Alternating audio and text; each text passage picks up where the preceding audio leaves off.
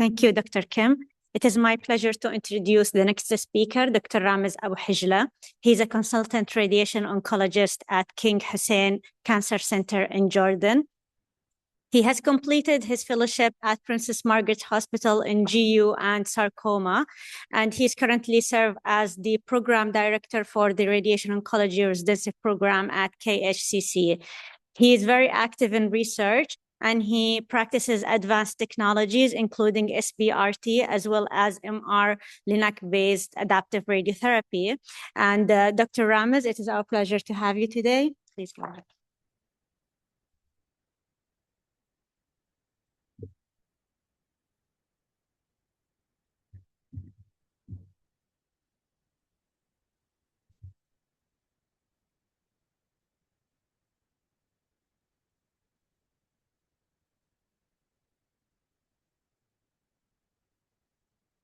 Sorry.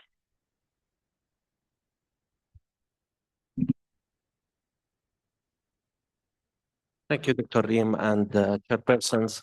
I would like to thank the organizing committee for the AMSTRO for the kind invitation and wish them best of luck in their mission and the future meetings as well. Also, I would like to thank the audience who are still awake, not sleeping after lunch, actually. Thank you, everyone. So I'll take you a different flavor of talk, more recent and evolving SBRT for primary renal RCC. So as you know, renal cell cancer was considered to be a radio-resistant disease, especially when we are talking about the conventional mechanism of action of radiation through the direct and indirect way of killing the cells. However, or for this reason, if you look at different stages from RCC, you will see that the indication for radiotherapy was limited for painful bone metastasis and brain metastasis. However, after the introduction of SABR or SBRT, which is the use of high-dose precise radiotherapy, the story is different because the mechanism of action here is different. We are talking here about the endothelial apoptosis and pro-inflammatory signaling for adaptive immunity. So nowadays we start to use SBRT for early localized primary RCC. You look at the retrospective data. This publication, nice one from Korea et al., came out in 2019. They published a really impressive local control in their series with 97.2% as local control. But the main announcement came in 2022 from the IROC group, which is the International Radiosurgery Consortium of the Kidney, when they reported the 5 years outcomes of SBRT for primary renal RCC. In that series, they have 190 patients with a median age of 73 years. Most of them were males with good performance, and the majority obtained pathology confirmation before we start or obtain SBRT. Interestingly, 1/3 of the series had solitary kidney, and the maximum dimension was 4.2 centimeters. The doses offered to those patients was 25 in single fractions and 42 grays in 3 fractions. They reported an impressive local control with only local failure in 5.5% at 5 years. So these results encourage now the prospective data came out from the TROG group. The fast-tracked study, this is the first one published in Lancet 2024 on 70 patients, non-randomized phase 2 trial, multi-center accrued patients from 2016 to 2020. They include patients with biopsy-confirmed RCC, medically inoperable or refused surgery or high risk for surgery, sure after MDT decision, and those with eGFR above 30 and a tumor away from the bowel and maximum dimension up to 10 centimeters. In this trial, they use a dose of 26 gray in 1 fraction and 42 grays in 3 fractions. The median tumor size in the whole cohort was 4.6 centimeters.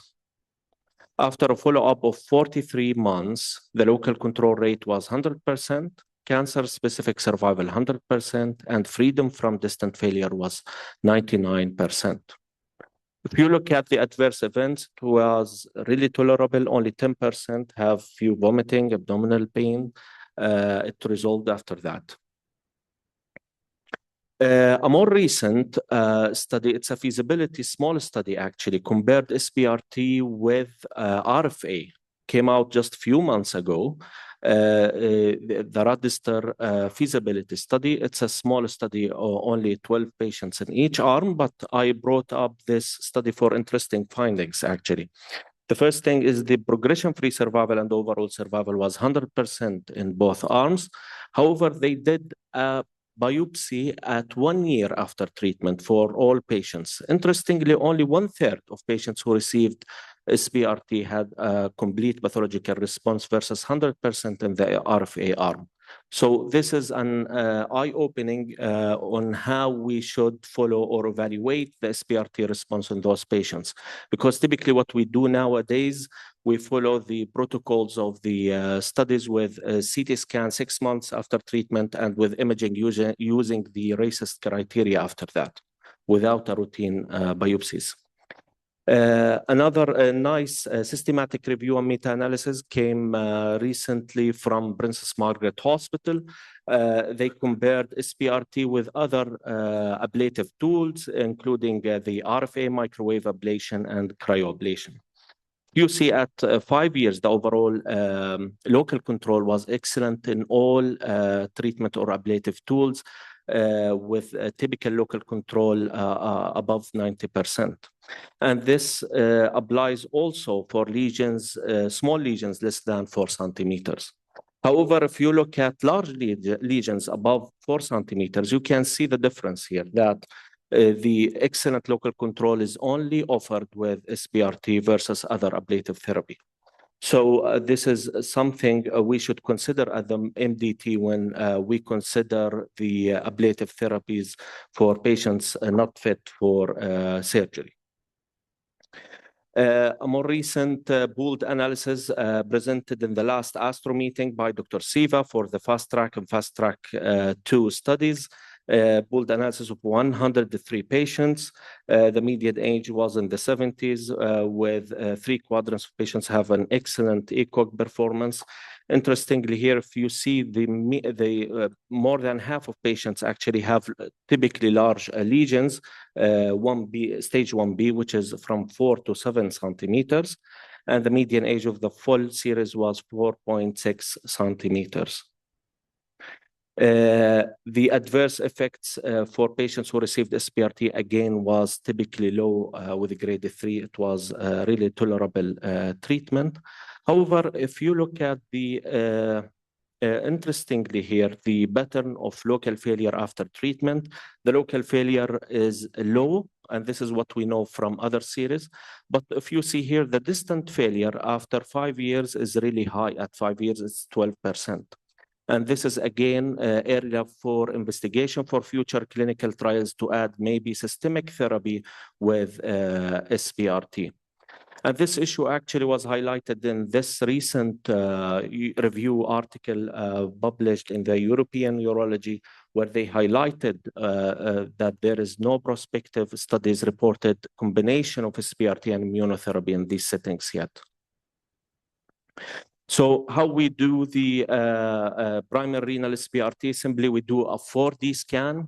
We create then ITV and add 4 millimeter BTV. Then we offer 26 grays in 1 fraction versus 14 to 16 grays in 3 fractions, or 8 grays times 5.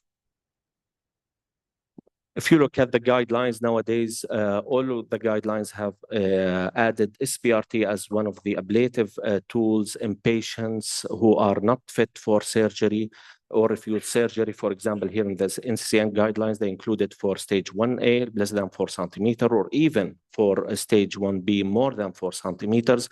Also, they added the statement, actually, if you have a patient with more than 7 or even 10 centimeters and patients who are not operable, you still maybe consider SBRT for them, though the evidence here is less consistent.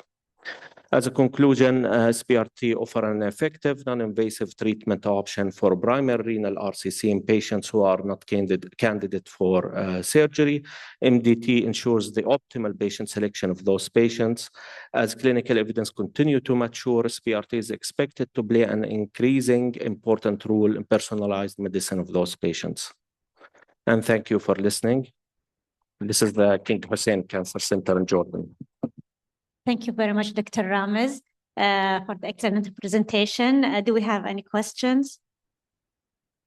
Yes. Yes, the evidence we have now up to 10 centimeter, even the NCCN guidelines, because there is some retrospective series, even more than 10 centimeters, they still consider SBRT for them if they were not operable or candidately operable. Yes. Yeah, this is an important issue, actually. We are still exploring what is the best way to follow up those patients. Unfortunately, till this point, actually, we don't know. Regarding the biopsy, as you mentioned, there is an interesting study came from Memorial Sloan, looked at prostate cancer patients who received definitive radiotherapy. And they have a biochemical control. And they found that a good portion of them have still viable tumor cells 1 year and 2 years post-radiation. So it seems this is the mechanism of action of radiation. We don't know yet, but typically what we do nowadays, we do an CT scan 6 months after the patient finishes SBRT, then we follow the RECIST criteria only.